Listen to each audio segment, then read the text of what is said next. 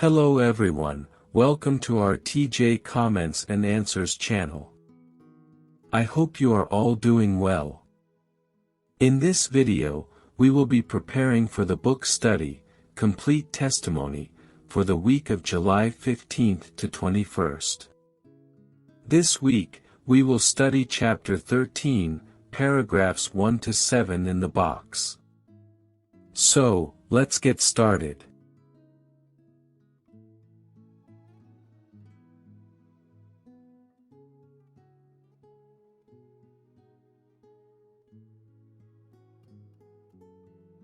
Questions 1 to 3, Part A. What debate threatened to divide the first-century congregation? The debate that threatened to divide the first-century congregation was whether Gentile Christians should be circumcised and obey the law of Moses to be saved. Additional comments. The debate over circumcision and the law of Moses is a clear example of how customs and traditions can influence a person's faith. In Acts 11, 20-26, we see how a large number of Gentiles accepted the Christian faith, which marked a significant change in the congregation's composition and caused these conflicts. In Acts 14, 26-27, it is mentioned that God opened the door of faith to the nations, demonstrating His will to include everyone, regardless of their origin. This underscores the importance of focusing on God's will rather than human traditions. Questions 1 to 3, Part B.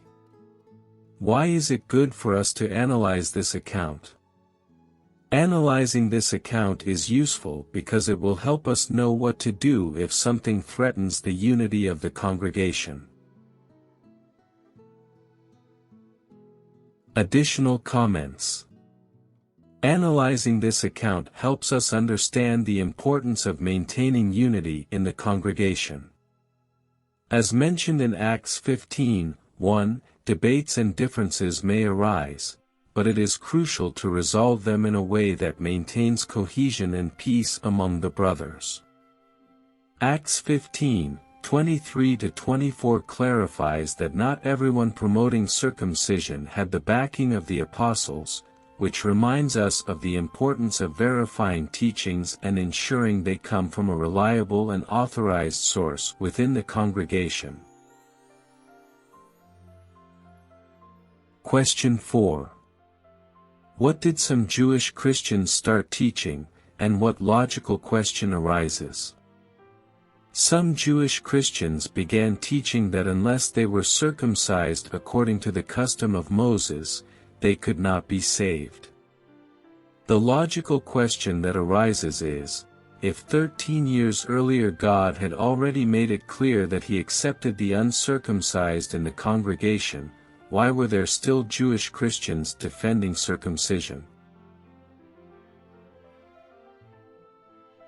Additional comments. According to Acts 15:1, some taught that circumcision was necessary for salvation, which went against the revelation received by Peter in Acts 10:24-29 and 44-48, where God clearly showed that He accepted Gentiles without the need for circumcision. This shows how even sincere believers can misunderstand God's will.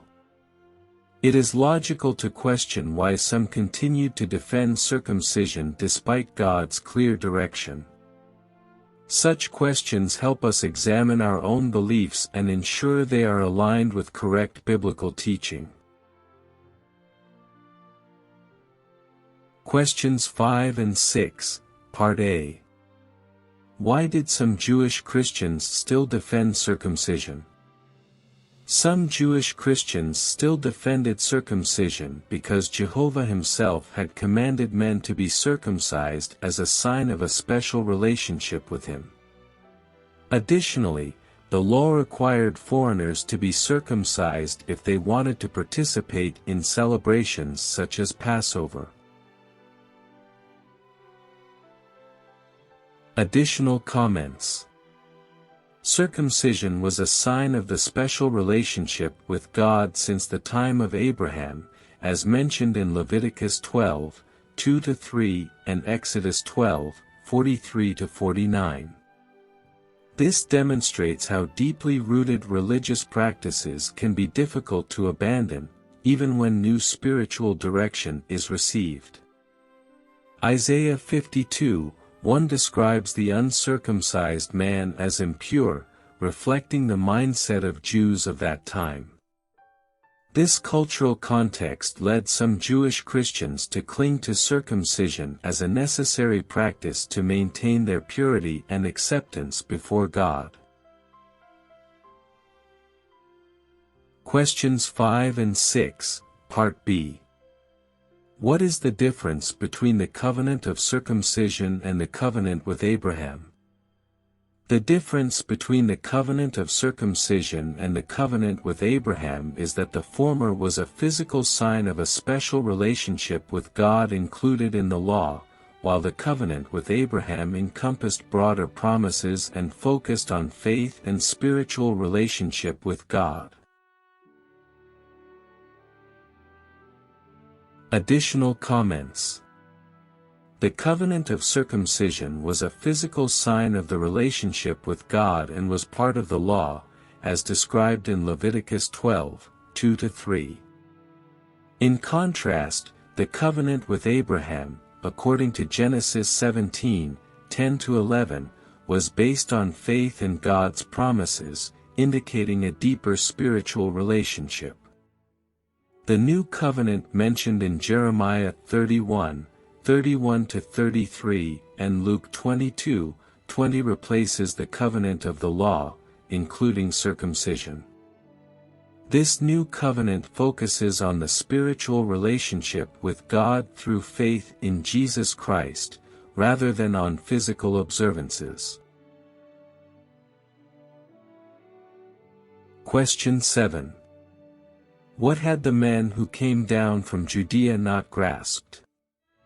The men who came down from Judea had not grasped that the new covenant followed the basic principles of the law of Moses but did not require physical circumcision, rather a circumcision of the heart, made by the Spirit. Additional comments.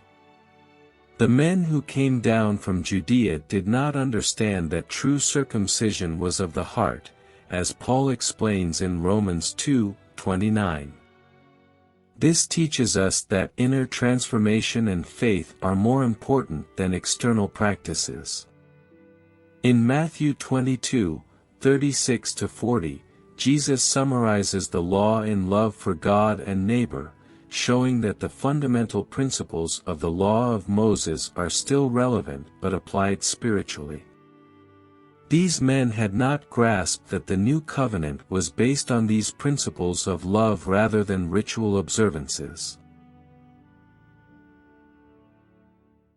Well, these have been the practical answers for this week's congregation book study.